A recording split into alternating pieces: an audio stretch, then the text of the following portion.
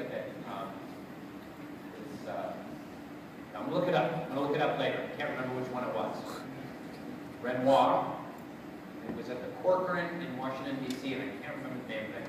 But I just came around a corner and I just saw it. I was like, I saw this painting. It was gigantic. And it was so beautiful. It just stopped me in my track. I couldn't take my eyes off it. And it's not like, I'm not like that guy. Oh, everything's so beautiful. I'm not like that kind of person, but it was so incredibly gorgeous. It was this it was this world. And when you look at it, you come up close, it's a bunch of pigment. You know, it's just swashed on there with some bristles, you know, and it created this beautiful thing. And I think that ultimately that art and creation and creativity is the ultimate testament to the Creator, that we can all emulate the Creator through our own creation. There's nothing, and then all of a sudden, there's something. There's silence, and then there's a song that can transport our hearts and our souls. So I do see that the act of making art, and this is a teaching in the Beha'i faith as well, that the act of making art is a spiritual one. And there isn't a difference between prayer and creation of something beautiful. So that was pretty cool.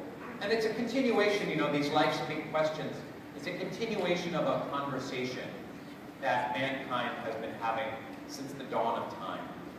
You know, you look at in a cave, the cavemen drew the buffalo and the deer and the spears and the hunt. They traced their hand on the wall of the cave. And you can picture a fire being lit, and shadows rippling over it, and the images kind of dance and move. And there's something just really magical about it when you see the video of those cave paintings. You think about the shaman. Remember, shamans for centuries, for thousands of years, were priests and artists. They were storytellers, they were dancers, they were seers and priests all at the same time, rolled into one. And think about them dancing in those caves. And you think about the human conversation that happened through ancient Greece, with Plato and Socrates and Aristotle, and then moving forward to the conversations of the Old Testament and the rabbis and the New Testament, and then the cafes of Europe, and then the cafes of New York City. That these discussions of like, why are we alive? Why are we here? This is an ancient conversation that has happened from the dawn of time that needs to continue.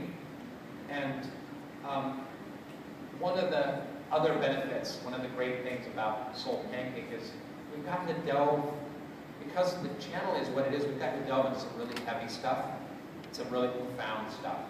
And some of the work that I'm most proud of on our YouTube channel goes to some really big button issues, some really heavy stuff that would never be tackled anywhere else, wouldn't be tackled on any television network. But we are taking up risks to go there. And so let's go to the third one. This is